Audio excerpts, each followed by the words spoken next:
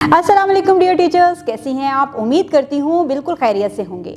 आज हमने बच्चे को क्लास में ज़ेर की अलामत के बारे में पढ़ाया है।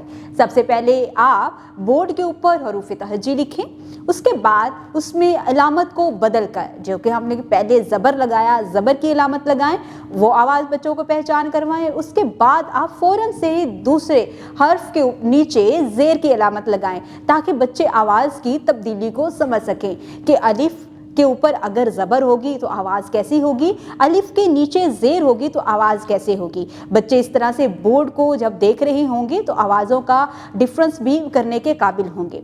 इसके बाद बच्चों को नए अल्फाज यानी नए हर्फ को आपस में मिलाकर पढ़ने की तरगीब दें। इस तरह से आप बच्चों को बताएं दो हरूफ को मिलाकर हम किस तरह एक नया लफ्ज़ बना सकते हैं। फिर उन्हीं अल्फाज को जुमलों में भी इस्तेमाल करना बच्चों को सिखाएं। इसके लिए आप बच्चों को जितनी प्रैक्टिस क्लास में करवाएंगे, ऑरल प्रैक्टिस भी करवाएं और उसके बाद उनको रिटन प्रैक्टिस भी करवाएं। इस तरह से आप दो ग्रुप्स बनाएंगे जो कि पहले ऑरल में दोनों कंपटीशन करेंगे और उसके बाद राइटिंग का कंपटीशन होगा।